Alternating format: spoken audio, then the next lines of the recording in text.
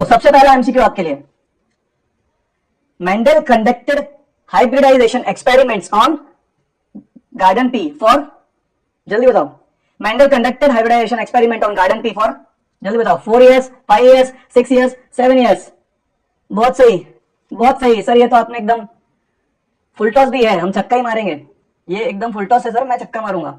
7 years, बहुत बढ़िया, बहुत बढ़िया। दूसरा सवाल आपकी स्क्रीन पे ये रहा, 5 करोड़ रुपए के लिए। Selection of pisum sativum for hybridization experiment, because of pisum sativum का सिलेक्शन क्यों किया गया था हाइब्रिडाइजेशन एक्सपेरिमेंट के लिए? Presence of 7 characters and short life span, ध्यान से देखना, तुरंत तुरंत लिख मत देना, ध्यान से देखना। Presence of 7 characters and short life span, presence of contrasting characters and short life span, presence of long lifespan and fertile hybrid, presence of many observable hybrids and easily availability of plant। Answer आ रहा है 2, answer आ रहा है 2। क्या ये answer सही है?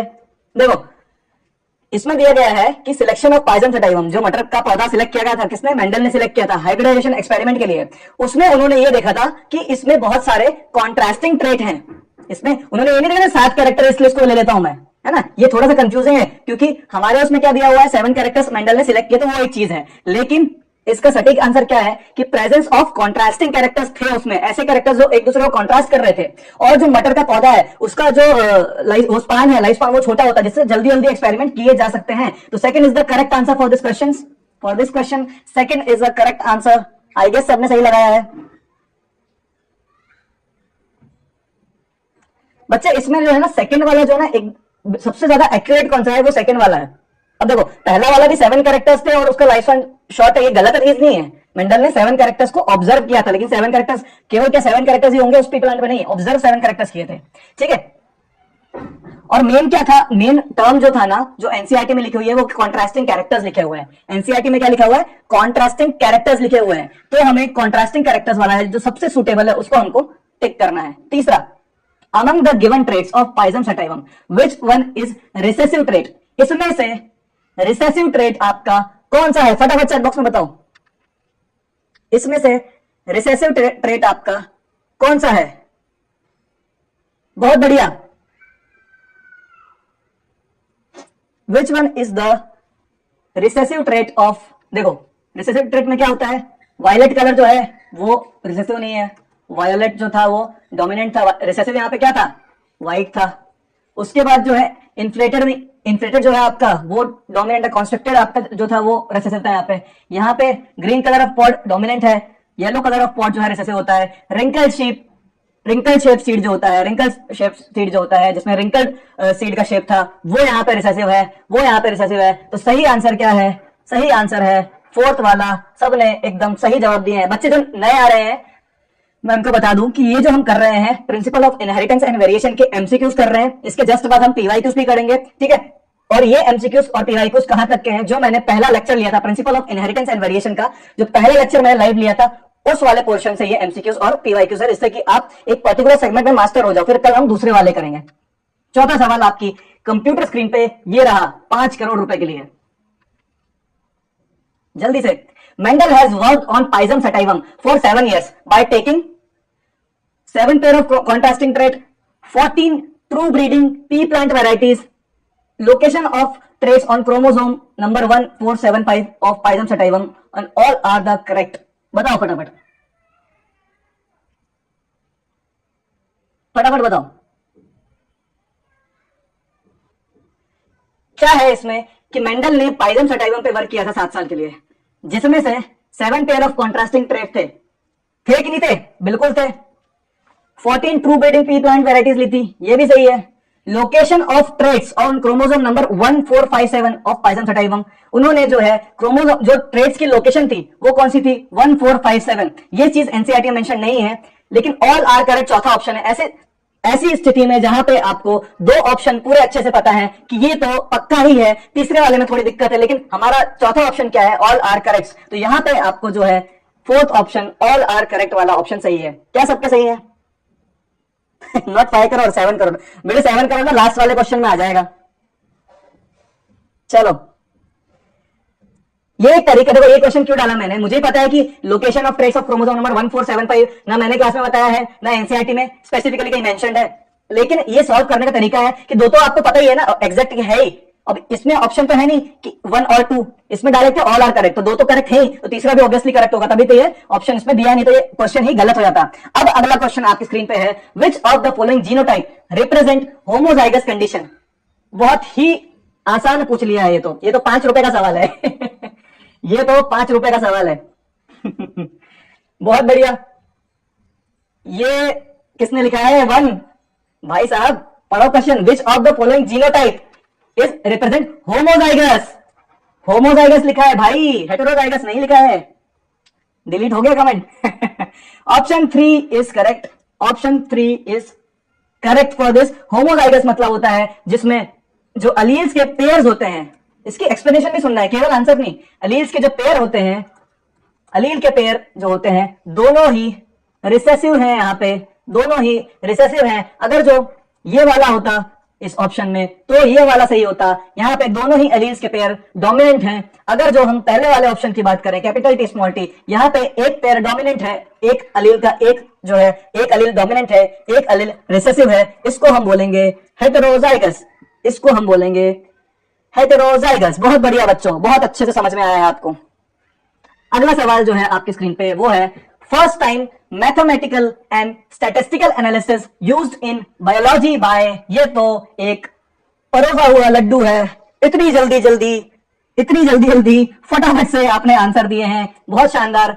मेंडल सर थे हमारे, जो मेंडल सर थे उन्होंने पहली बार बायोलॉजिकल प्रॉब्लम का जो है मैथमेटिकल और स्टैटिस्टिकल एनालिसिस के को यूज करते हुए जो है उन्होंने सॉल्व करी थी बायोलॉजिकल प्रॉब्लम। ठीक है, ये हमने एनसीईआरटी के हमारे चैप्टर के दूसरे पेज के पहले पैरा में पढ़ चुके हैं। बहुत बढ़िया, अभी तक बच्चों ने सारे ही क्वेश्चंस के जवाब सही दिए हैं। बहुत अच्छा लग रहा है मुझे, जिन बच्चों ने क्लासेस को अटेंड किया है सारे जवाब आपने सही दिए हैं। 7वां क्वेश्चन है आपका, experiments on off Mendel had a dash sampling size. जो मेंडल सर ने एक्सपेरिमेंट किए थे उनका सैंपलिंग साइज क्या था? क्या वो मीडियम थे, क्या वो लार्ज साइज था, क्या वो स्मॉल साइज था, या नन ऑफ द अबव? एक जवाब आ गया है हमारे पास जिसमें कहा गया है सेकंड है, मतलब लार्ज साइज है। क्या सेकंड सही है? बाकी लोग कंफर्म करेंगे। क्या सेकंड सही है? बाकी लोग कंफर्म करेंगे। बिल्कुल सही है, आप जीत चुके हैं यहाँ पे, आप जीत चुके हैं यहाँ पे। चलो एक काम करते ना, एक एक करके बढ़ाते हैं। ये क्वेश्चन हमारा था मान लो 2500 रुपए का, तो आप जीत चुके हैं 2500 रुपए। ठीक है सर असली में दोगे कि नहीं? नहीं बेटा, असली में नहीं देंगे। ठीक है, अगला क्वेश्चन जो है, देखो सैंपल साइज क्या था, हम किसी भी एक्सपेरिमेंट को करते हैं, समझो किसी भी एक्सपेरिमेंट को करते हैं, कोई सैंपल लगता है। ठीक है, कोई सैंपल जो होता है उस पर ही हम एक्सपेरिमेंट करेंगे तभी रिजल्ट आएगा। तो मेंडल ने जो है बहुत बड़ा सैंपल साइज लिया था, 7 कैरेक्टर्स लिए थे, 14 प्रूफ रीडिंग वेराइटीज ली थी, एक बड़ा सैंपल साइज था। उस बड़े सैंपल साइज के वजह से मेंडल को जो है जो डेटा आया वो सब में एक ही डेटा आया। इससे हमें जो है मेंडल के वर्क पे और ज्यादा भरोसा होगा कि हर सैंपल से एक ही तरह का डेटा आ रहा है। इसका मतलब ये जो काम है बहुत ही सॉलिड काम किया था मेंडल जी ने। अगला क्वेश्चन आपकी स्क्रीन पर 5000 रुपए के लिए ये रहा। ठीक है, 5000 रुपए के लिए अगला क्वेश्चन ये रहा, what is the degree by which progeny differ from their parents? Mutation, inheritance, variation, Mendelism. फटाफट बता दो, फटाफट बता दो, फटाफट बता दो। वेरिएशन एक आया है आंसर मेरे पास, आर्यन का भी वेरिएशन आया है, दीपनविता का भी वेरिएशन आया है, शांभवी का भी वेरिएशन आया है, लेकिन उसमें एक जो है क्वेश्चन मार्क लगा के भेजा है। अब लेकिन क्वेश्चन मार्क हट गया है, वो गलती से लग गया था। आई नो बेटा, I know, just kidding. Okay, so variation जो है degree of difference between progeny and their parents. मतलब कि ये जो दो लोग दिख रहे हैं ये हैं पेरेंट्स, ये जो दो लोग दिख रहे हैं ये है पेरेंट्स। यहाँ चोटी बना दी जाए, मेल फीमेल के लिए चोटी बना दी जाए। अब इनके जो बच्चे होंगे, अब इनके जो बच्चे होंगे, ठीक है, ये इनके हो गए बच्चे। तो इसमें क्या बोला है, वेरिएशन मतलब इनके बीच में और इनके बीच में, एक ही पेरेंट के बच्चों के बीच में और पेरेंट के बीच में जो एक डिग्री ऑफ डिफरेंस है, जो आपस में डिफरेंस आ रहा है। जैसे मैंने बताया था आपको, मेरे बच्चे, मैंने तुमसे कहा था कि जो पेरेंट है वो सेम कॉपी नहीं होते उनके बच्चे। ठीक है, उसमें कुछ वेरिएशन होता है, तो वो उसको हम बोलते हैं वेरिएशन। ठीक है, अब मुझे बताओ वेरिएशन दो टाइप में होगा, एक तो पेरेंट्स और प्रोजेनी के बीच में, दूसरा किनके बीच में होगा? बताओ फटाफट, फटाफट बता दो। मजे आ जाएंगे, मुझे मजे आ जाएंगे स्पेशली अगर ये बता दिया तो। बेटा पढ़ाई कर लो, चैट बॉक्स में केवल आंसर दिखने चाहिए मुझे। प्रोजेनीज ऑफ कॉमन पेरेंट्स, बहुत बढ़िया, प्रोजेनीज ऑफ कॉमन पेरेंट, ये जो दो बच्चे हैं ना भाई बहन, ब्रदर, ये भी मान लो ब्रदर, ये छोटी नहीं बनाई सर आपने, ब्रदर ही होगा, ठीक है। तो एक तो पेरेंट्स और प्रोजेनी के बीच का डिफरेंस, और एक प्रोजेनी में आपस में जो डिफरेंस है किसके, सेम पेरेंट्स के, कॉमन पेरेंट्स के, बहुत बढ़िया बहुत बढ़िया बहुत बढ़िया, प्रोजेनीज ऑफ सेम पेरेंट्स, बहुत ही शानदार। 5,000 रुपए का चेक आपको देता हूं मैं, ये लो ये लो। अगला क्वेश्चन जो है बच्चे वो है which of the following trait, यहां ध्यान दो और कहीं ध्यान मत दो, विच of the following trait of P plant was not studied by Mendel in his experiment, कौन से ट्रेट को मेंडल ने स्टडी नहीं किया था, flower position, seed colour, pod length या सीड का शेप, बताओ बताओ बताओ बताओ, बहुत बढ़िया, बहुत ही शानदार आंसर्स आ रहे हैं मेरे पास। ये सवाल था आपका 7,500 रुपए का, ये सवाल था 7,500 रुपए। हाय, आंसर आ गया है तीसरा, आंसर आ गया है तीसरा, पॉड लेंथ। पॉड लेंथ का जो था कैरेक्टर हमारे जो है मेंडल सर ने नहीं सिलेक्ट किया था। अच्छा बता दो, पॉड लेंथ का नहीं किया तो पॉड में किसका किया था, ये तो बता दो, ये तो बता दो बच्चों मेरे, फटाफट बता दो, बहुत जल्दी जल्दी बता दो, जिसको आता फटाफट लिखने लग जाओ, जिसको आता फटाफट लिखने लग जाओ, देखना नहीं कि दूसरे ने लिख दिया तो ठीक है। शेप, पॉड की शेप का किया था, और किसका किया था, और किसका किया था, और कलर का किया था, बहुत बढ़िया बहुत बढ़िया बहुत बढ़िया कुमार, आर्यन, दीपन, विदा, शांभवी, बहुत शानदार बहुत शानदार, एक कलर का किया था। बच्चे इसके बाद ना ये पोर्शन कभी उठा के भी नहीं देखना पड़ेगा, रिवीजन के लिए भी, ये सारे क्वेश्चन कर लेंगे ना, रिवीजन में भी नहीं देखना पड़ेगा, टाइम बच जाएगा। इसके बाद जो भी बच्चे आ रहे हैं ना, रुके रहो, आपने लेक्चर नहीं देखा ना ये वाला, कोई बात नहीं, एक तो क्या स्पेशल क्लास में चालू होने वाला है, शाम को 4 बजे स्पेशल क्लास है, उसमें ये लेक्चर पहला वाला चालू हो जाएगा। उसके अलावा जो है आपको रिकॉर्डेड लेक्चर है नीट मैवरिक्स चैनल पे, हमारे अपने नीट मैवरिक्स चैनल पे रिकॉर्डेड लेक्चर है, आप उसको भी देख लो, ठीक है। ओके, अगला क्वेश्चन की तरफ बढ़ते हैं। और बाप रे, इतना बड़ा क्वेश्चन दे दिया सर आपने, इसको पढ़ने में टाइम लग जाएगा। ये क्वेश्चन है आपका 10,000 रुपए। आए देवियों सज्जनों, 10,000 जीतने का मौका है आपके पास। Which statement are correct about rediscovery of Mendel work, Mendel के वर्क की रीडिस्कवरी के लिए कौन सा स्टेटमेंट सही है, सही है। Mendel died in 1884 and his work is rediscovered in 1900. Scientists found that Mendel work was also applicable to animals. Scientists were Hugo de Vries, Carl Correns and Eric von Teschenmark for the rediscovery of Mendel's work. Mendel paper was published in Flora in 1901 by Hugo de Vries. इन सब में कौन सा सही है, 10,000 रुपए आपको मिलेंगे। जो कि झूठ मूठ के हैं, पहले ही बता दूं, बाद में कमेंट बॉक्स में मुझे टैग करके बोला जाए सर ने बिल्कुल भी गलत किया। बेटा समझो इसको, इसमें जो क्वेश्चंस आ रहे हैं, आंसर्स आ रहे हैं मुझे, वो थोड़े मिक्स्ड अप आ रहे हैं, आप समझो। किसी ने 1 बोला, किसी ने 2 बोला, किसी ने 3 बोला, मैं 4th बोल देता हूं। कैसे, देखो, मेंडल डाइड इन 1884, ये एनसीईआरटी में नहीं है बट इट्स ट्रू, और उनका वर्क जो था वो सर का वर्क 1900 में रीडिस्कवर हुआ था। This is true. Which statements are correct बोला ना, this is true।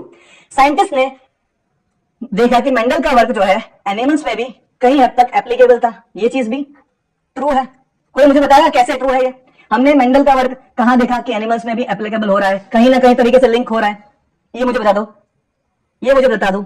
तीसरा, आप देखो, ये बच्चे को पता है कि सर ह्यूगो डी व्राइस भैया ने, कार्ल कॉरेंस भैया ने और एरिक वॉन टेशेमार्क भैया ने मेंडल के वर्क को रीडिस्कवर किया था, ये सबको पता है।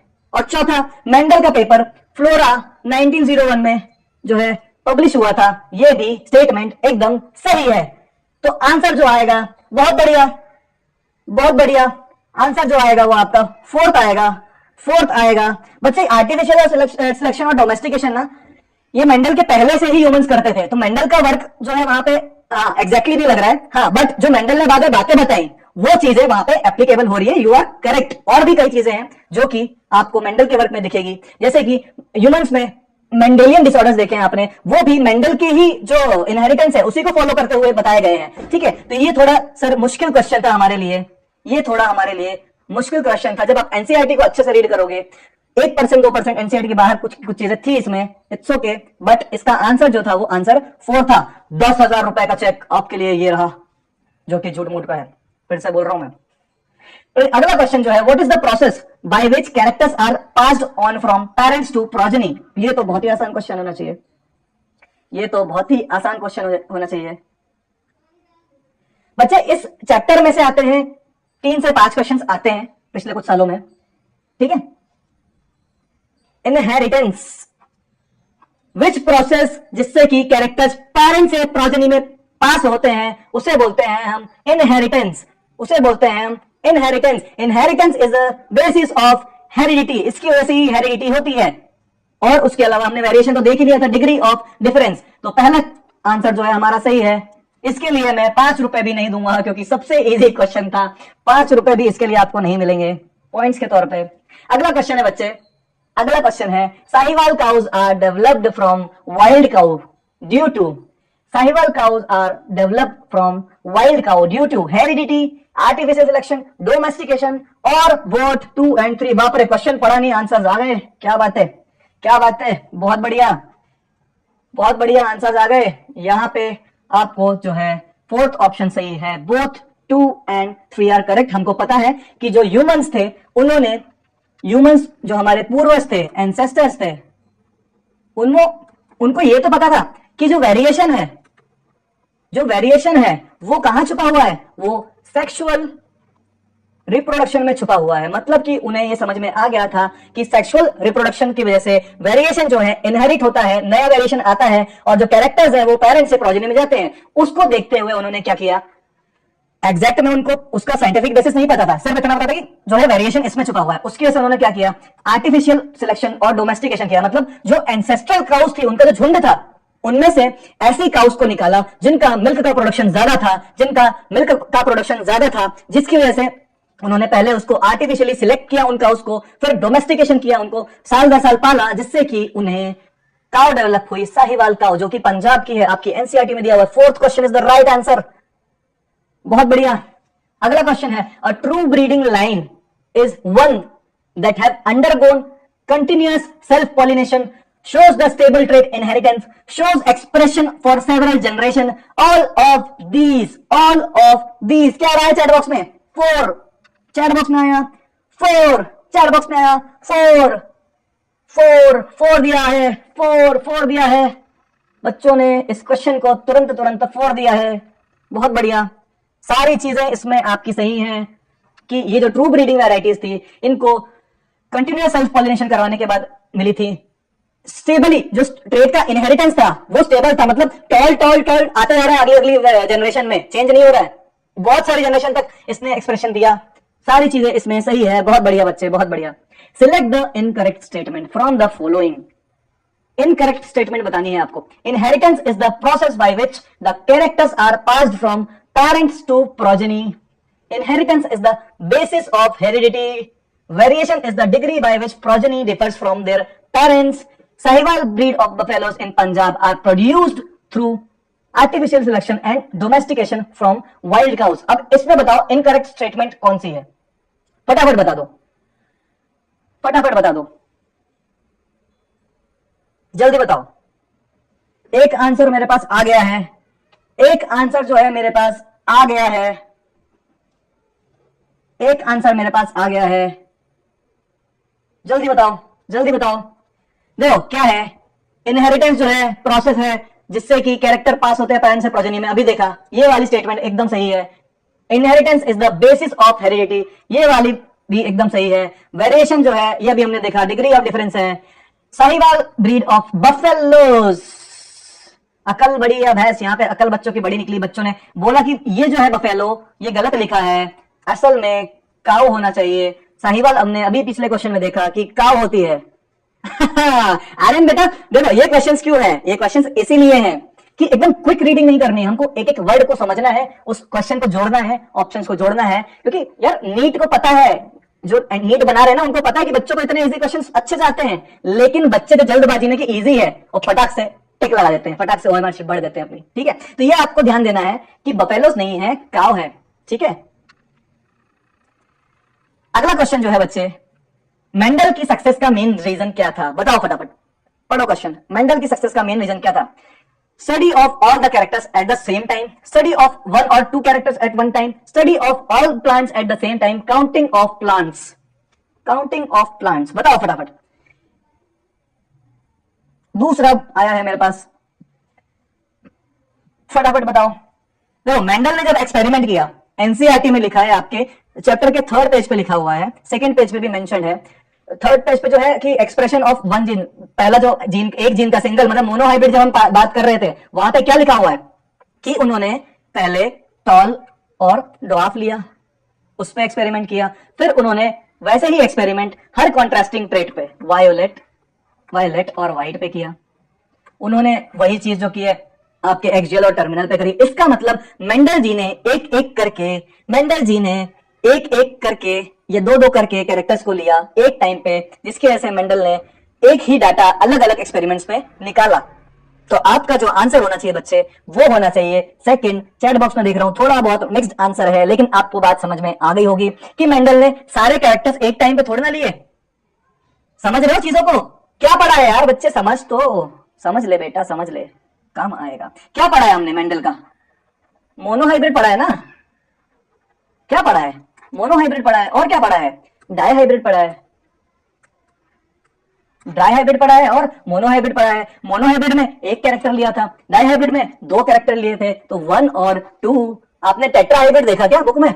मुझे ही बता दो यार, कहां लिखा है टेट्राहाइब्रिड? कहीं बुक में देखा क्या एनसीईआरटी में कि मेंडल ने टेट्राहाइब्रिड किया, एक साथ सेप्टाहाइब्रिड कर दिया एक साथ सेप्टाहाइब्रिड, सेप्टा मतलब 7 हाइब्रिड एक ही प्लांट में करके क्रॉस निकाल दिया, ऐसा थोड़ा ना किया है। एक या 2 प्लांट को ही एक बार में लिया है, एक कैरेक्टर को, जिससे कि हमारा सेकंड ऑप्शन जो है वो सही है। सर आप तो इजी भी दे रहे हो, गूगली भी दे रहे हो, मतलब फुल टॉस भी दे रहे हो, गूगली भी दे रहे हो, दूसरा भी दे रहे हो, बाउंसर भी दे रहे हो, सब दे रहे हो, तो हमको मजा भी आ रहा है खेलने में, क्योंकि सब फुल टॉस आएंगी, छक्के मार मार के ही बोर हो जाएंगे हम। आज मैच है ना, इसके बाद आपको मैच देखना है तो आप देख सकते हो, लेकिन मैच है इसलिए आज थोड़ी बहुत सर मैच की बातें कर रहे हैं। सर को मैच बहुत पसंद है, क्रिकेट बहुत पसंद है। Which of the following statement, अगला सवाल फटाफट वापस, दिमाग को वापस ले आओ। Which of the following statement is incorrect regarding the experiment model pisum sativum in Mendel experiment? कौन सा जो स्टेटमेंट है वो इनकरेक्ट है? It produces bisexual flower, it may undergo cross pollination naturally, its flower have vexillary aestivation, it is an annual plant, it is an annual plant. 16वें का बच्चे क्या जवाब दे रहे हैं? 16वें का बच्चे क्या जवाब दे रहे हैं? देखिए सेकेंड, बहुत बढ़िया, बहुत बढ़िया। इट प्रोड्यूसेस बायसेक्सुअल फ्लावर, ये चीज सही है। मैंने यहां क्रॉस इसलिए लगाया बच्चे कि मतलब ये हमारा आंसर सही नहीं है, हाँ ये स्टेटमेंट सही है, वो बायसेक्सुअल फ्लावर्स को ही बनाते हैं P plant. It may undergo cross pollination naturally, नहीं यहां पे मेंडल सर ने क्रॉस करवाया था, नेचुरली नहीं करवाया था, उन्होंने क्रॉस करवाया था कि इस ट्रेट को मैं इससे क्रॉस करवाऊंगा। इसके बाद फ्लावर वैक्सिलरी एस्टिवेशन शो करते हैं और एनुअल प्लांट है, साल भर इसमें जो है सीड आता है। इसका करेक्ट आंसर जो है आपका है वो है सेकंड। सॉरी मैं कुछ भी बोले जा रहा हूं, इसमें जो है आपको इनकरेक्ट स्टेटमेंट देनी है, मैंने बोलने में उल्टा कर दिया है, ठीक है, कि इट प्रोड्यूसेस बायसेक्सुअल फ्लावर, ये सही है। It may undergo cross pollination, हाँ सही तो बताया मैंने, मैं पता नहीं क्या दिमाग चला गया, मैच में दिमाग चला गया मेरा ठीक है, सही बताया, ओके ठीक है। अगला question, which is correct about Mendelian characters? Which is correct about Mendelian characters? Tall plants are dominant over dwarf plant. Green pods are recessive over yellow pods. Constricted pods are dominant over inflated. All of these. जल्दी बताओ. All of these. क्या आ रहा है chat box में? क्या आ रहा है chat box में? जल्दी बताओ. Which is correct about Mendelian characters? Which is correct about Mendelian characters? बहुत बढ़िया, फटाफट फर्स्ट आ रहे हैं। मेंडेलियन कैरेक्टर के बारे में करेक्ट क्या है? Tall plants are dominant, tall plant dominant थे ड्वार्फ प्लांट से, ये बिल्कुल सही है, क्योंकि टॉल प्लांट होमोजाइगस कंडीशन में भी और हेटेरोजाइगस में भी अपने आप को एक्सप्रेस कर रहे थे। Green pods are recessive over yellow pods, ये बताओ यहाँ पे डोमिनेंट कौन सा होता है? पॉड कलर में डोमिनेंट कौन सा होता है? फटाफट बताओ। Constricted pods are dominant over inflated, constricted जो पॉड्स थे वो रिसेसिव ट्रेट थे बेटा, वो रिसेसिव थे, वो डोमिनेंट नहीं थे। और ग्रीन पॉड्स जो थे वो आपके डोमिनेंट थे, रिसेसिव नहीं थे। आपने मटर तो खाया है ना, मटर कैसा दिखता है? पॉड उसका ग्रीन कलर का दिखता है कि नहीं मैक्सिमम? तो ग्रीन पॉड क्या है? डोमिनेंट है। तो आंसर जो आएगा वो आएगा आपका फर्स्ट वाला, कि टॉल प्लांट जो थे वो ड्वार्फ प्लांट पे डोमिनेंट थे।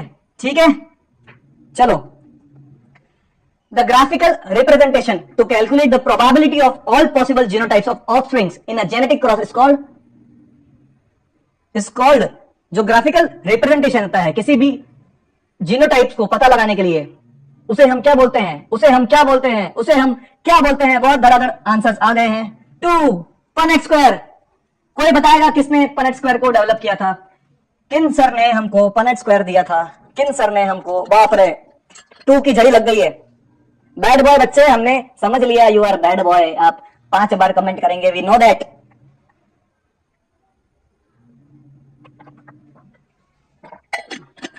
आरसी पनेट, आरसी पनेट, बहुत बढ़िया, बहुत बढ़िया। रेजिनाल्ड सी पनेट ने पनेट स्क्वायर का जो है डेवलप किया था। मुझे ये बता दो बच्चे, बस इतना सा और बता दो, कृपा कर दो, कि पनेट स्क्वायर जिन्होंने किया था वो थे आरसी पनेट। वो कहां के जो थे साइंटिस्ट थे, जेनेटिसिस्ट कहां के थे वो, बताओ मुझे। ब्रिटिश, पहले ही लिख दिया है बच्चों ने, बच्चों ने पहले ही लिख दिया है। वाह यार, बहुत बढ़िया, ब्रिटिश थे। ये पूछा है, पता है, पहले पूछा गया है ये क्वेश्चन। उसके अलावा जो थे, इनका नाम था आरसी पनेट। बहुत बढ़िया बच्चों, यहां से क्वेश्चन आ जाता है। आपने बहुत अच्छे से अटेंड किया लेक्चर। कौन टॉपर है भाई? चलो आगे बढ़ो, पहले समझ लो फिर लिखना। In Mendelian monohybrid cross phenotypic ratio is in F2 is 3:1. How many types of gametes are formed in F1 generation? बताओ, ये बताओ। सॉरी, F1 जनरेशन में कितने टाइप के गैमेट जो हैं मिले थे? जल्दी बताओ।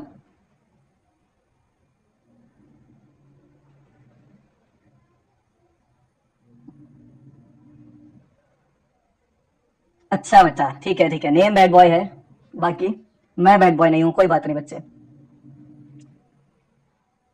बस अब इधर आ जाओ, वापस आ जाओ, इधर उधर नहीं घूमना है। हमने पूछा है मेंडेलियन मोनोहाइब्रिड क्रॉस में क्या लिख रहा बच्चे? इधर आ जाओ फटाफट, पिटाई लग जाएगी। मेंडेलियन मोनोहाइब्रिड क्रॉस क्या था? Mendelian monohybrid cross, capital T को मान लो स्मॉल टी स्मॉल से क्रॉस किया, इसका एक गैमेट बना कैपिटल टी, इसका गैमेट बना स्मॉल टी। F1 जनरेशन में आए कैपिटल टी स्मॉल टी, उसके बाद F2 में आए capital T capital T, capital T small T, capital T small T, small T small T. ये हमने जो है देखा था मोनोहाइब्रिड क्रॉस में। ठीक है, अब यहां पे पूछा गया है how many types of gametes, कितने टाइप के गैमेट थे जो कि F1 जनरेशन में फॉर्म हुए।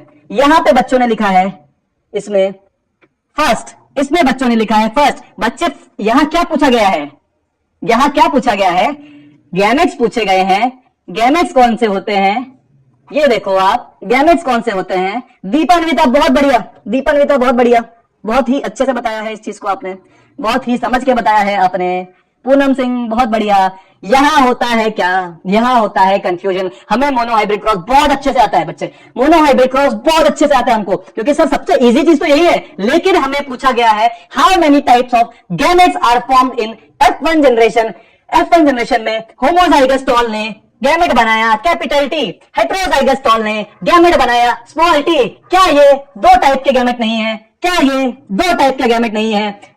2 टाइप के गैमेट है, इसका मतलब आंसर आएगा सेकंड। बच्चे अगर जो टाइप्स पूछा है ना, कितने टाइप के? 2 टाइप के, एक कैपिटल टी एक स्मॉल टी है। अगर जो ये क्वेश्चन आपको थोड़ा सा मजेदार लगा कि नहीं सर हमें अभी तक लगता था इजी है मोनोहाइब्रिड क्रॉस, लेकिन ऐसे क्वेश्चन भी पूछे जा सकते हैं जहां हम गलती कर सकते हैं। अगर जो ये क्वेश्चन बहुत बढ़िया लगा तो चैट बॉक्स में आग लगा दो, चैट बॉक्स में आग लगा दो। बहुत बढ़िया, बहुत बढ़िया, बहुत बढ़िया, सब लगा दो, सब लगा दो, बहुत बढ़िया। समझ में आ गई चीज? समझ में आ गई चीज? बहुत शानदार। चलो अब देखो, cross between tall and dwarf pea plant to study the inheritance of. अब ये बताओ मुझे, जल्दी बताओ चैट बॉक्स में। टॉल और ड्वार्फ प्लांट के बीच में हमने क्रॉस करवाया किसकी स्टडी करने के लिए? 1 gene, 2 gene, both A and B and none of the above. ये जो क्वेश्चन था ये 7 करोड़ का क्वेश्चन था ये क्वेश्चन 7 करोड़ का था बेटा, ठीक है, क्योंकि इजी इतना था लेकिन फिर भी हमने गलती करी। अब यहां पे भी थोड़े मिक्स आंसर आ रहे भाई। टॉल और ड्वार्फ, टॉल और ड्वार्फ, समझो इसको, ये दोनों क्या है, ये दोनों कैरेक्टर्स हैं, ये दोनों क्या, समझो इसको। आंसर इतना इंपॉर्टेंट नहीं है, इसका एक्सप्लेनेशन ज्यादा इंपॉर्टेंट है, याद रखो। कभी भी आंसर दे देना मेरा सही है मेरा गलत है वो ठीक है, एक्सप्लेनेशन क्या है, टॉल और ड्वार्फ। क्या दिया है, टॉल और ड्वार्फ। टॉल ड्वार्फ क्या है, दोनों कैरेक्टर्स हैं, और हमें पता है कि कैरेक्टर को कौन कंट्रोल करता है, जीन। ठीक है, जीन। यहां पे जो जीन्स हैं, जीन में यहां पे दो वेरिएंट है जिसमें अलग अलग एलील जो है वो लगेंगी। मतलब टॉल को अलग एलील रिप्रेजेंट करेगी जो कि है कैपिटल टी, ड्वार्फ को अलग एलील रिप्रेजेंट करेगी जो कि है स्मॉल टी। लेकिन यहां पे क्वेश्चन में जीन की बात करी गई है, अलील की बात नहीं करी होगी। अगर जो यहाँ पे 2 अलील्स होता तो हम 2 अलील्स को टिक करते हैं, लेकिन यहाँ पे क्या है, यहाँ पे है 1 जीन, क्योंकि एक ही जीन कैरेक्टर कंट्रोल करता है स्टेम हाइट को। समझ में आ गया क्या, समझ में आ गया क्या? ऐसे क्वेश्चन पूछते हैं बेटा। हमें बच्चों को क्या लगता है ना, देखो इस बात को ध्यान से समझो, हमें लगता है हमने एनसीईआरटी पढ़ ली, हमने सर का लेक्चर देख लिया, हमें आ गई सारी चीजें। आप तो उठा के पूछ लो सर, मोनोहाइब्रिड के पास ये बना दिया, डाइहाइब्रिड ये बना दिया, लॉ ऑफ डोमिनेंस ये होती है, ये तो समझ में आ गया बच्चे। जब क्वेश्चंस को थोड़ा सा भी घुमा के पूछा जाता है ना, आप लोगों को थोड़ा सा ऊपर नीचे दिमाग में होता है, क्योंकि आपने इसकी प्रैक्टिस नहीं करी। आज हम प्रैक्टिस कर रहे हैं तो समझ में आ गया कि अब कंप्लीट हो गया मेरा ये वाला लेक्चर, अब मेरा कंप्लीट हुआ है। ठीक है, कभी बैड बॉय आ रहा है चैट में, कभी क्यूट प्रिंसेस आ रही है, चल क्या रहा है भाई, चल क्या रहा है, असली नाम से क्यों नहीं आते तुम लोग? बेस्ड ऑन, अगला क्वेश्चन पे आ जाओ, छोड़ो छोड़ो बात को, छोड़ो मिट्टी डालो। Based on these observations, Mendel proposed that something was being stably passed down unchanged from parents to offspring through the gametes over successive generation. Now we call them as factors, genes, alleles, none of the above. Factors, genes, alleles, none of the above. बहुत बढ़िया। देखो बेटे, अब यहाँ पे भी ना थोड़ा सा कैच था। क्या कैच था, क्या बोला, ये तो आपकी दे दी इन्होंने भैया, ये दे दी NCERT as it is, NCERT as it is. मतलब कि हमको लगा ये तो एनसीईआरटी का है, मेंडल ने क्या बोला था, फैक्टर्स बोला था मेंडल ने तो, लेकिन लास्ट में क्या कैच है, लास्ट में क्या चाहिए, now we call them as. अब हम उसको क्या बोलते हैं, अब हम उसको जीन्स बोलते हैं, अब हम फैक्टर्स थोड़ा ना बोलते हैं, अब हम उसको जीन्स बोलते हैं, अब हम उसको फैक्टर्स नहीं बोलते। तो जरा सा चेंज कर दिया, वहां पे आपको लगा कि फैक्टर्स है, क्योंकि मेंडल ने तो फैक्टर्स बोले थे। तो correct answer is second one, which is gene, which is gene. Okay बेटा, आगे बढ़ते हैं, आगे बढ़ते हैं। Law of dominance and law of segregation was based on dihybrid, monohybrid, test cross और back cross। जल्दी बता दो, जल्दी बता दो, जल्दी बता दो। Thank you Aditya, thank you Aditya, thank you so much. चलो मेरे पास आंसर आया है, किसी ने 1 भी लिखा है, किसी ने 2 भी लिखा है। बच्चे समझो, बच्चे एनसीईआरटी की इमेजेस ना दिमाग में छप जानी चाहिए। आंख बंद करो, एनसीईआरटी में जो है लॉ ऑफ डोमिनेंस और सेग्रीगेशन कहां दिया गया है, वो मोनोहाइब्रिड के जस्ट बाद दिया गया है। उसके बाद आपका इनकम्प्लीट आ रहा है, कोडोमिनेंस देख पा रहा हूं मैं, फिर आपका डाइहाइब्रिड आ रहा है। तो एनसीईआरटी में जब मोनोहाइब्रिड के जस्ट बाद लॉस को बताया गया है, इसका मतलब वो मोनोहाइब्रिड ही उसको एक्सप्लेन कर रहा है ना बच्चे। कौन एक्सप्लेन कर रहा है, मोनोहाइब्रिड तो एक्सप्लेन कर रहा है ना बेटा। डाइहाइब्रिड क्रॉस किसको एक्सप्लेन करता है, बता दो मुझे। यहां पे लॉ ऑफ डोमिनेंस और लॉ ऑफ सेग्रीगेशन की बात हो रही है, जो कि मोनोहाइब्रिड एक्सप्लेन करते हैं। डाइहाइब्रिड क्रॉस किसको करता है? देखो मैं इसके बाद एक और चीज बताऊंगा आपको। Law of independent assortment, law of independent assortment को डाइहाइब्रिड जो है वो आपका एक्सप्लेन करता है। यहां पे देखो एक और कैच है कि लॉ ऑफ ये जो डाइहाइब्रिड क्रॉस है, ऐसा नहीं है कि ये इसको एक्सप्लेन नहीं कर सकता। ये भी समझो, डाइहाइब्रिड क्रॉस भी लॉ ऑफ डोमिनेंस और लॉ ऑफ सेग्रीगेशन को एक्सप्लेन करता है कहीं ना कहीं, लेकिन यहां पे ऑप्शन में मोनोहाइब्रिड क्रॉस भी प्रेजेंट है, क्योंकि मोनोहाइब्रिड क्रॉस केवल लॉ ऑफ डोमिनेंस और लॉ ऑफ सेग्रीगेशन को एक्सप्लेन करता है। वो law of independent assortment, independent, समझो क्या बोला जा रहा है, क्वेश्चंस कैसे आते हैं। लॉ ऑफ इंडिपेंडेंट असॉर्टमेंट को एक्सप्लेन नहीं करता है मोनोहाइब्रिड, डाइहाइब्रिड इसको भी करता है, डाइहाइब्रिड इसको भी करता है, डाइहाइब्रिड इसको भी करता है। ऑप्शन में मोनोहाइब्रिड क्रॉस था, इसलिए हम मोनोहाइब्रिड क्रॉस पे लगाएंगे। अगर जो ए एन बी बोथ होगा तो हम ए एन बी बोथ पे लगाएंगे कि इन दोनों लॉस को डाइहाइब्रिड क्रॉस भी एक्सप्लेन करता है। ओके आगे बढ़े, ठीक है। अब देखो, Mendel's principle of segregation mean that the germ cell always receive, Mendel का प्रिंसिपल जो सेग्रीगेशन का है वो क्या, उसका क्या मतलब है कि जो जर्म सेल है always receive 1 pair of allele, 1 quarter of allele, 1 of the paired alleles, any pair of allele. जल्दी बताओ, जल्दी बताओ।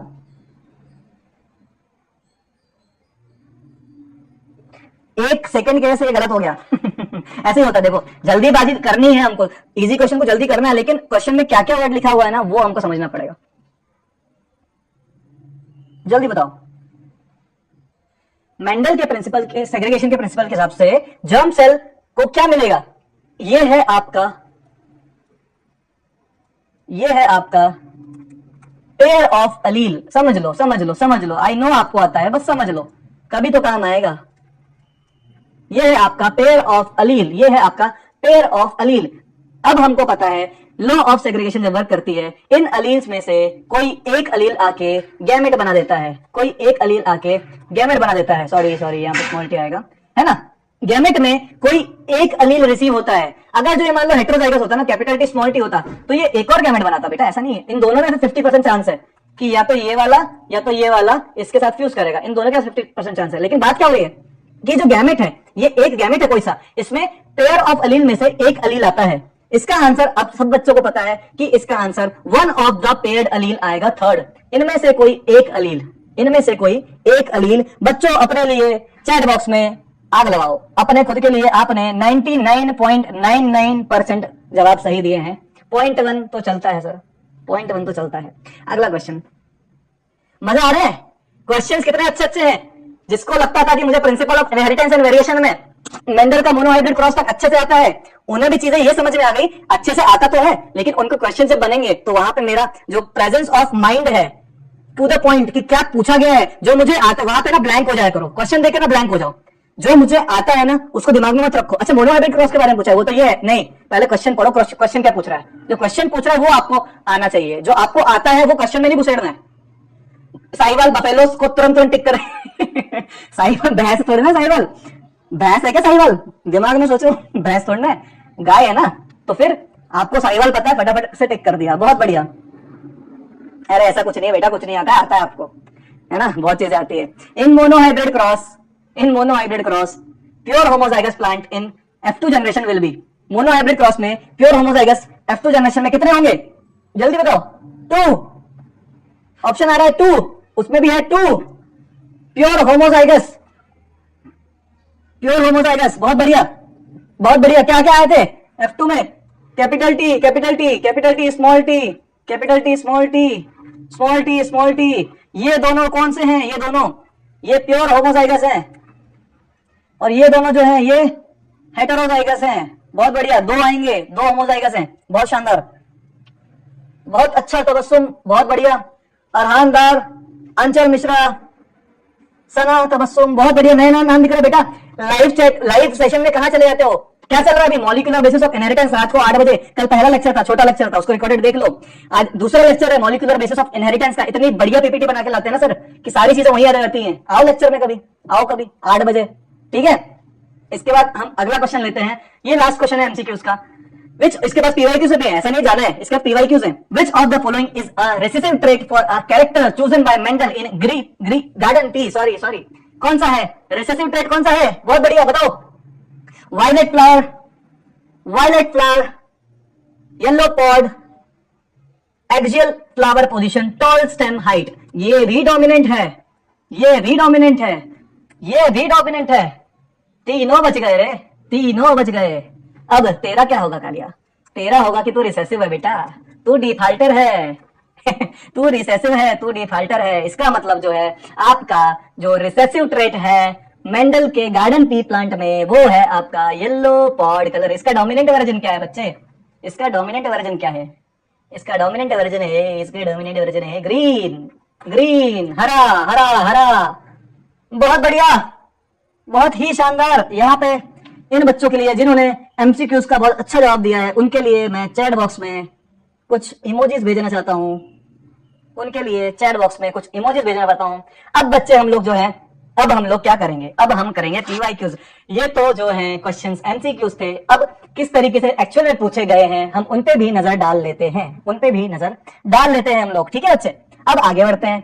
अब है principle of inheritance and variation के पीवाईक्यूज। पहला question, how many true breeding pea plant varieties did Mendel select as pair which were similar except in one character with contrasting trait? कितने true breeding varieties plant select किए थे Mendel ने? बहुत बढ़िया, देखो कितना इजी पूछा है। 2020 की नीट में कितना इजी लड्डू क्वेश्चन आया है, लड्डू क्वेश्चन आया है। अभी ये जो होता ना, यहाँ पे यही पूछ सकता था कितने कैरेक्टर्स, बच्चों ने बोला है सी, बच्चों ने बोला है C, C, very good very good. NCERT में क्लियर कट लाइन है कि 14 ट्रू ब्रीडिंग वेराइटीज जो है मेंडल सर ने सिलेक्ट करी थी, हमें भी पता है। सर आगे बताओ कैरेक्टर्स कितने थे, 7 कैरेक्टर्स थे, ट्रेड्स कितने थे, 14 ट्रेड्स थे, कौन से ट्रेड्स थे, कॉन्ट्रास्टिंग ट्रेड्स थे, इन्हीं में से क्वेश्चन घुमा के बना देते हैं। ठीक है आगे बढ़ते हैं। Among the following characters, which one was not considered by Mendel in his experiment of T? ये तो बहुत ही इजी है, सामने सामने दिख रहा है। सर आप बताओ 2017 में ऐसा क्वेश्चन पूछा कि उनको बहुत बढ़िया बहुत बढ़िया बहुत बढ़िया, तुरंत तुरंत आ गए, ए है ए है ए है, कोई एक्सप्लेनेशन की जरूरत नहीं है। This question needs no explanation sir, let's go forward.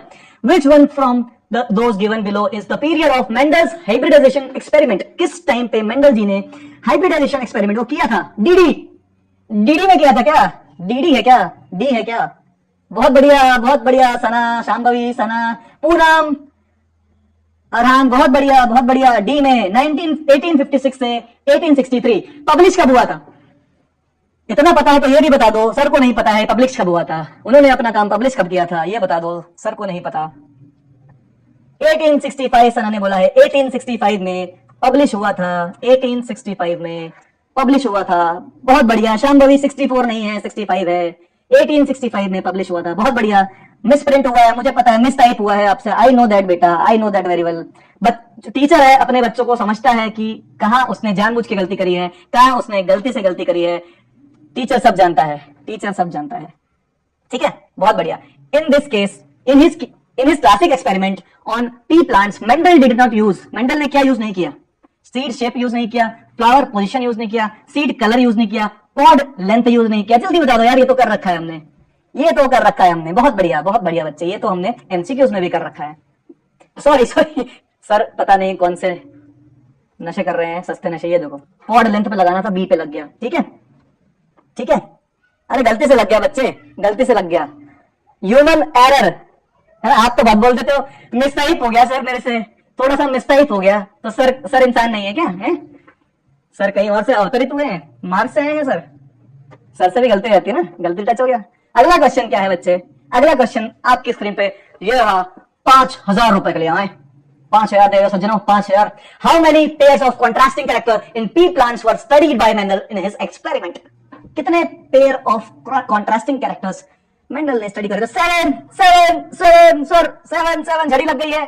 7 characters. No need to explain, come to this point बेटा, come to this point. This question is very important. All the questions are very important. Which one of the following traits of garden pea studied by Mendel was a recessive trait?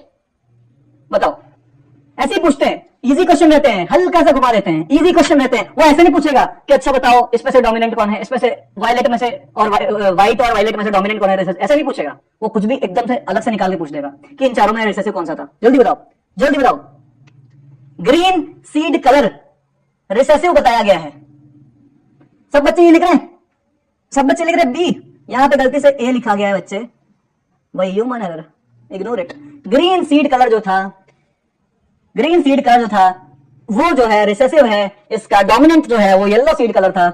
ये आपको समझ में आ गया है। अगला हम आते हैं द जीन्स। बहुत ही स्पीड में चैट आ रही है, बहुत ही स्पीड में। सना बी सना ने कम से कम 500 बी बना दिए हैं। कृष्णा पंडित बी, बहुत बढ़िया बेटा, बहुत बढ़िया। The genes controlling the 7 P characters studied by Mendel are now known to be located on how many different chromosomes? ये तो हमने देखो, अब इसमें मत बोलना सर बताया नहीं, ये क्वेश्चन हमने पहले किया है एमसीक्यू में। ये क्वेश्चन किया है कितने क्रोमोसोम पे वो जीन्स थे, ये 7 कैरेक्टर्स के जीन्स थे ना, वो कितने क्रोमोसोम पे थे? जल्दी बताओ, फटाफट बताओ, जल्दी बता दो। Thank you Aran, thank you. आप बेटा लाइव क्लास में आया करो, है ना? आप लोग लाइव क्लास में आओगे ना, ये क्वेश्चन खटाखट बन जाएंगे। लाइव क्लास में आओगे तो ये क्वेश्चन खटाखट बन जाएंगे आपसे, एकदम टाइम भी नहीं लगेगा। जल्दी बताओ। जो जीन्स कंट्रोल कर रहे थे आपके, जो जीन्स आपके कंट्रोल कर रहे थे क्या? आपके जो 7 कैरेक्टर, मेंडल ने जो 7 कैरेक्टर्स लिए थे उसमें से आपके क्या लिख रहे हो चैट बॉक्स में यार बेटा पहले ही एमसीक्यू करवाया था ना, फिर भी चैट बॉक्स में आप जो है अलग आंसर लिख रहे हो, ऐसा क्यों लिख रहे हो ये बताओ मुझे। आपको शुरू में ही एमसीक्यू करवाया था ना, करवाया था कि नहीं? देखो इसका आंसर क्या था, इसका आंसर था 4। क्या लिखा था उसमें मैंने, सारी स्टेटमेंट्स करेक्ट हैं कि नहीं है, ये वाला था ना। जीन 1, 4, 5, 7 इन पे जो है वो 7 कैरेक्टर्स जो थे मेंडल के, वो 7 कैरेक्टर्स जो थे इन पे ही प्रेजेंट थे। मतलब 4 जीन्स थे जिन पे वो 7 कैरेक्टर्स प्रेजेंट थे।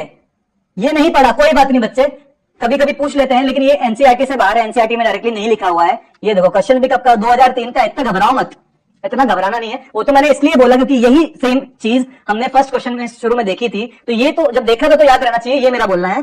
ठीक है, ठीक है, ओके, चलो बहुत बढ़िया, बहुत बढ़िया। 4।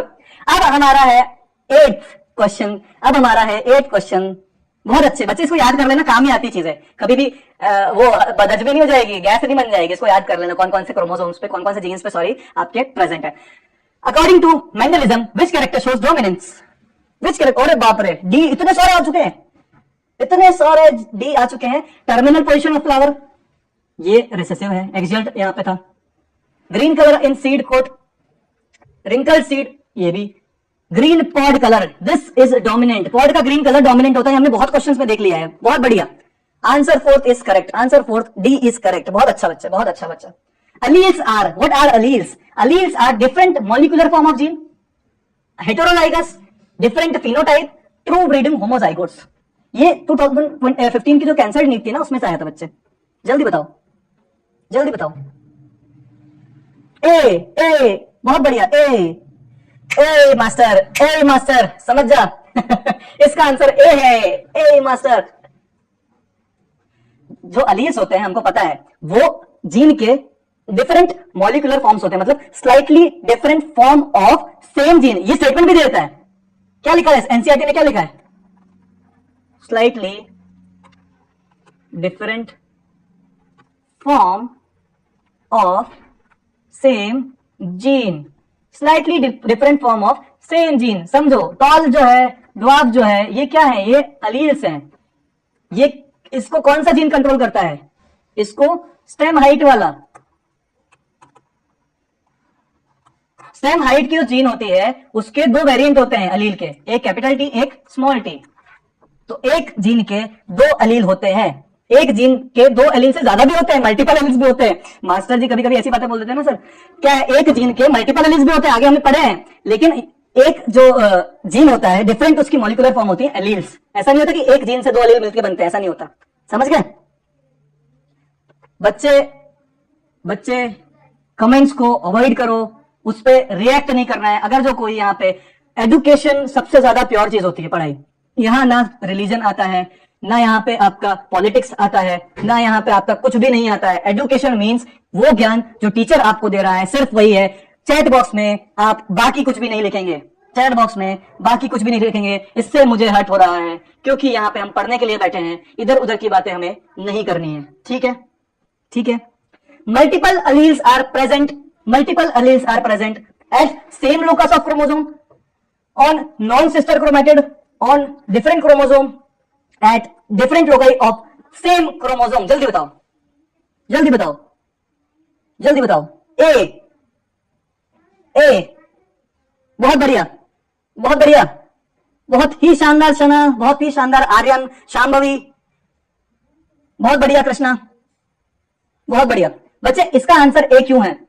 हमने क्या बोला, मल्टीपल एलील्स जो होते हैं, मल्टीपल एलील्स जो होते हैं वो मल्टीपल एलील, जैसे कि आपने ब्लड ग्रुपिंग पढ़ी है या कुछ भी ले लो, ब्लड ग्रुपिंग में आपने ले लिया IA, IB, समझो इसको, क्योंकि थोड़ा सा बच्चों को दिक्कत आई है, कोई बात नहीं है, इसको समझो। IA, IB, I, small I, ये मल्टीपल एलील्स हैं।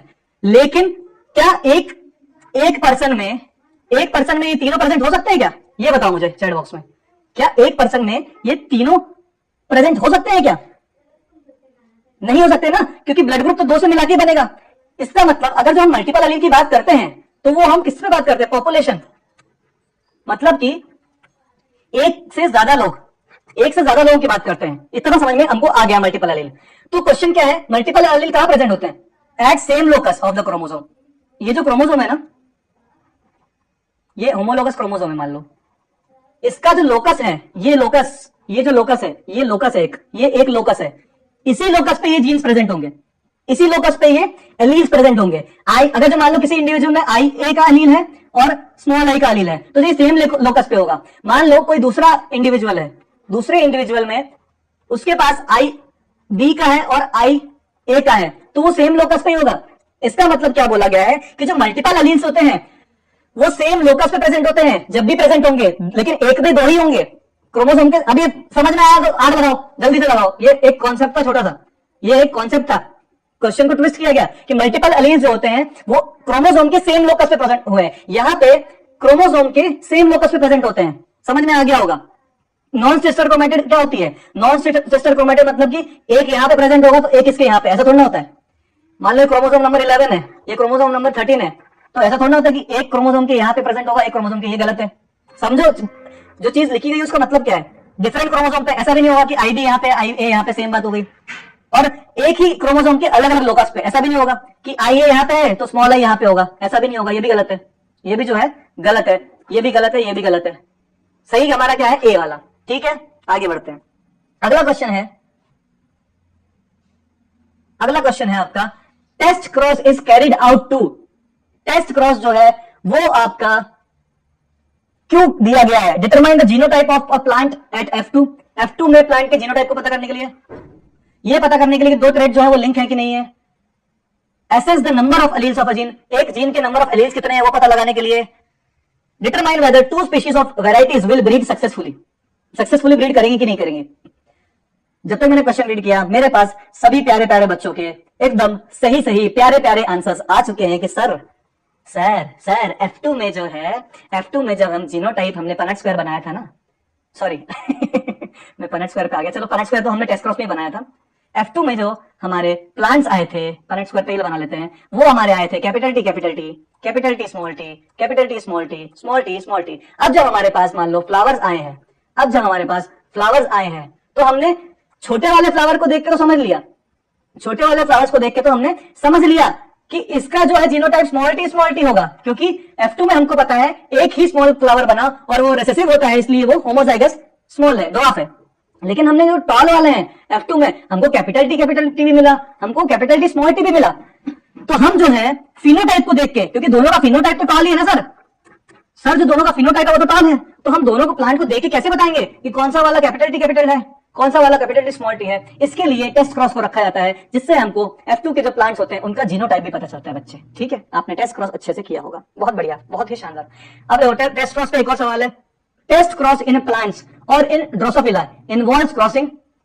प्लांट्स और ड्रोसोफिला में टेस्ट क्रॉस जो है उसमें क्या होता है? Between two genotypes with recessive trait, between two genotypes with recessive trait, between two F1 hybrids, between F1 hybrid with the double recessive genotype, between two genotypes with dominant trait। जल्दी बताओ, ये ए मुझे पुराने वाले क्वेश्चन के हैं कि नए वाले? जल्दी बता दो मुझे।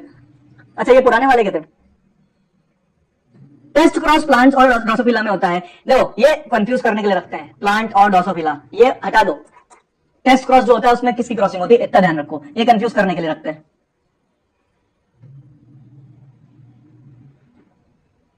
क्या हुआ, टाइम लग रहा है क्या?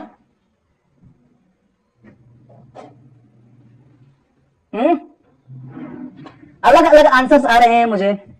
सी आ रहा है, सी आ रहा है, बहुत बढ़िया आ रहा है, सी आ रहा है, बहुत बढ़िया आ रहा है। इसका आंसर है सी कि F1 हाइब्रिड जो होता है उसको डबल रिसेसिव जीनोटाइप से हम लोग क्रॉस करवाते हैं, डबल रिसेसिव जीनोटाइप से हम लोग उसको क्रॉस करवाते हैं। ठीक है, उसके बाद genotype of a plant showing the dominant phenotype can be determined by, can be determined by the genotype of plant. ऐसा जीनोटाइप प्लांट का जो कि डोमिनेंट है फिनोटाइप उसका, उसको हम किससे डिटरमाइन करते हैं? उसको हम किससे डिटरमाइन करते हैं? बहुत बढ़िया, ये तो हम 3 क्वेश्चन हमने लगातार देखो टेस्ट क्रॉस के करें। टेस्ट क्रॉस में अलग अलग तरीके से घुमा के कैसे क्वेश्चन पूछे गए वो हमने देखे। ठीक है, किसी भी प्लांट का जीनोटाइप, अभी हमने देखा ना जीनोटाइप निकाला हमने जिसका डोमिनेंट है कैपिटल टी जैसे है, इसको हमने किससे देखा? कैपिटल टी है कि कैपिटल टी स्मॉल टी है? किससे देखा हमने? टेस्ट क्रॉस से देखा ना। ठीक है,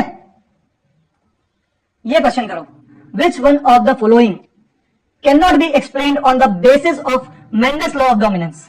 विच one of the following can not be explained on the basis of Mendel's law of dominance.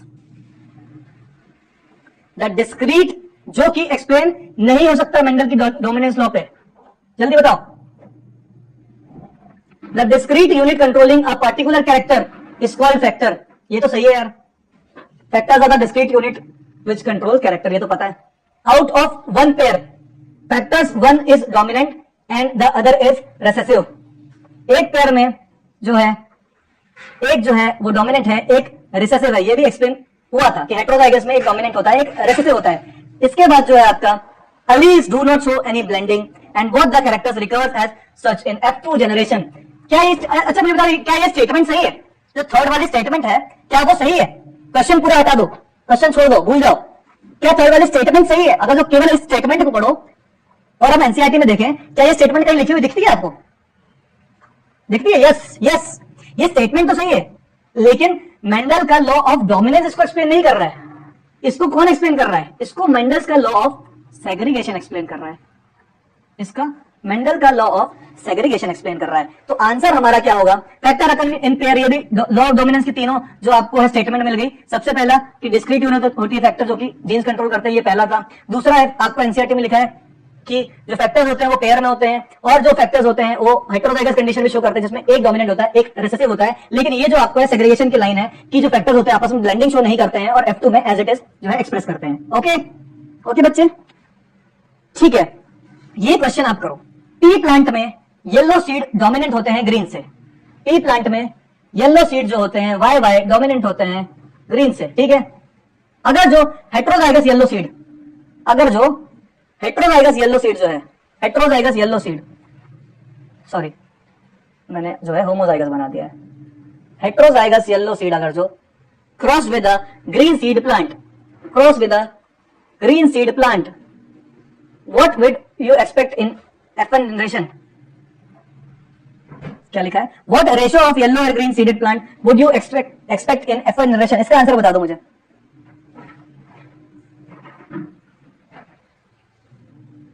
जल्दी बताओ।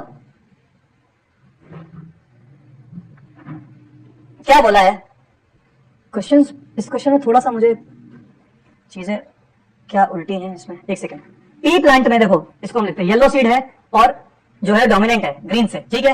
अगर जो हेटेरोजाइगस येलो है, अगर जो हेटेरोजाइगस येलो है मतलब कैपिटल वाई और स्मॉल वाई, आप लोग भी कॉपी में करो, बस देख के नहीं करना है। हेटेरोजाइगस अगर जो येलो है और जो है आपका ग्रीन सीड प्लांट से उसको क्रॉस किया गया, मतलब ग्रीन सीड प्लांट आपका ऑब्वियसली होमोजाइगस होगा क्योंकि वो रिसेसिव है। तो व्हाट वुड द, क्या लिखा है इस पे पूछा गया है, what ratio of yellow and green seed plant would you expect in F1 generation? F1 generation में अगर हम देखें तो क्या रेशियो हमको मिलेगा ग्रीन सीड, किसका? येलो और ग्रीन सीड का। तो मान लो इसको चलो हम कर ही लेते हैं ना। इसके गैमेट्स क्या बनेंगे? कैपिटल वाई, इसके बनेंगे स्मॉल वाई। अभी पता चल जाएगा क्वेश्चन सही है कि क्वेश्चन में मिसप्रिंट है। कैपिटल वाई बनेगा, स्मॉल वाई बनेगा, इसका केवल एक गैमेट आएगा स्मॉल वाई, ठीक है। इसका केवल एक गैमेट आएगा स्मॉल वाई। तो इसमें आपका जो है, इसमें आपका क्या बनेगा, एक सेकेंड, ये भी स्मॉल वाई। इसमें आपका क्या बनेगा? ये बनेगा आपका कैपिटल वाई स्मॉल वाई, ये आपका बनेगा कैपिटल वाई स्मॉल वाई, ये आपका बनेगा स्मॉल वाई स्मॉल वाई, ये आपका बनेगा स्मॉल वाई स्मॉल वाई, ठीक है। चार प्रोजेनिस हमको मिल रही है F1 में, चार प्रोजेनिस हमको मिल रही है F1 में, जिसमें से दो येलो है, दो येलो है इस टू, दो ग्रीन है, मतलब दो येलो है दो ग्रीन है। इसका मतलब F1 जनरेशन में येलो और ग्रीन का रेशो क्या हो गया बच्चे? 50-50 50-50। ये क्वेश्चन ऐसा था, बहुत बढ़िया। देखो गैमेट्स निकालना जिसको आ गया ना, गैमेट्स निकालना जिसको आ गया वो ऐसे क्वेश्चन यो सॉल्व कर देगा। मैंने सबसे पहले सेकंड लेक्चर में principal of inheritance and variation के सेकंड लेक्चर में सबसे पहले मैंने इसीलिए गैमेट्स को निकालना सिखाया था, क्योंकि इससे जो मुश्किल क्वेश्चन आते हैं वो यही आते हैं कि आपको इस तरह के रेशियोज पूछे जाते हैं। तो हमने देखा गैमेट्स, हम फिर से देख लेते हैं गैमेट्स कैसे निकालते हैं। यहाँ पे क्या बोला था, एक आपका कैपिटल वाई स्मॉल वाई था, एक आपका स्मॉल वाई था, ये हमको पता है।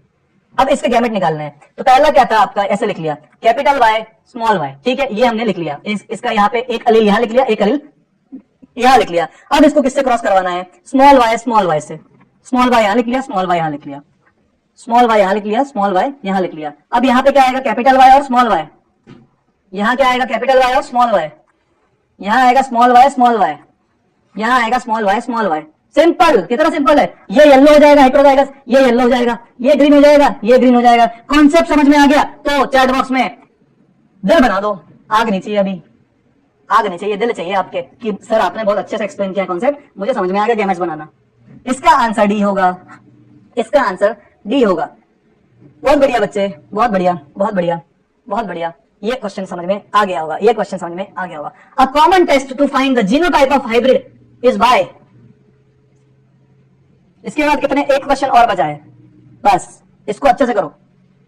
अ common test to find the genotype of a hybrid is by crossing of one F2 progeny with female parent. Genotype पता करने के लिए क्या लगाते हैं, टेस्ट क्रॉस लगाते हैं रे बाबा।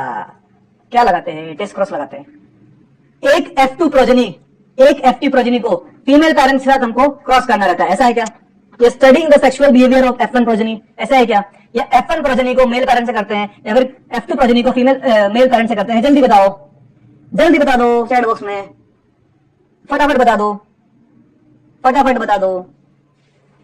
सोचो और देखो, और देखो, एक बार क्वेश्चन को फिर से पढ़ो और देखो। मैं चैट बॉक्स में देख रहा हूं, कुछ बच्चे ए बोल रहे हैं, कुछ बच्चे सी बोल रहे हैं, कुछ बच्चे डी बोल रहे हैं।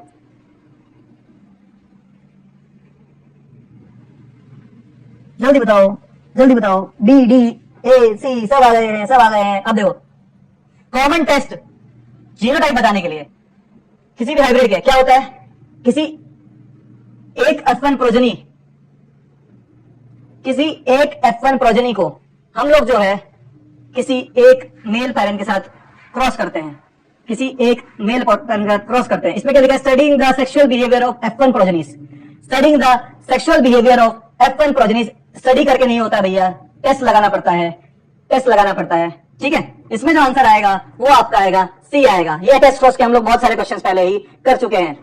लास्ट क्वेश्चन जो है आपका, लास्ट क्वेश्चन जो है आपका, a gene is said to be dominant, a gene is said to be dominant, a gene is said to be dominant if it express its effect only in homo। कोई भी gene dominant क्यों है? अगर जो अपने आप को homozygous state में एक्सप्रेस कर रहा है, अगर जो हेटेरोजाइगस में कर रहा है, अगर जो दोनों में कर रहा है अपने आप को एक्सप्रेस, और अगर जो एक्सप्रेस कर ही नहीं रहा है, ये तो सब बता देंगे, जल्दी जल्दी बता देंगे।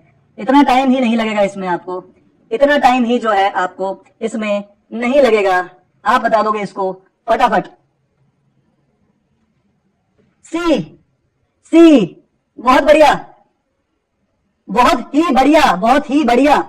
सारे आंसर्स आपने इसके सही बता दिए हैं। बहुत बढ़िया, बहुत बढ़िया बच्चे,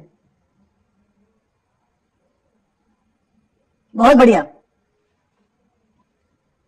ये जो था आपका, ये जो था आपका, ये आपका आंसर गया है इसमें, इसमें आपका आंसर गया है सी। मतलब कि एक जो प्लांट है, अगर जो कोई जीन डोमिनेंट है तो ये उसका मान लो होमोजाइगस कंडीशन है, यहां पे भी वो एक्सप्रेस कर रहा है अपने आप को टॉल, ये उसका हेटेरोजाइगस कंडीशन है, यहां पे भी टी डोमिनेंट है क्योंकि यहां पे जो फिनोटाइप आया है वो टॉल, मतलब अपने आप को एक्सप्रेस कर रहा है। एक्सप्रेस करना मतलब क्या होता है मुझे बताओ? अपने आप को जो है, जो जीनोटाइप होता है उसको हम गैमेट का लिख सकते हैं और आपका जाइगोट का भी लिख सकते हैं।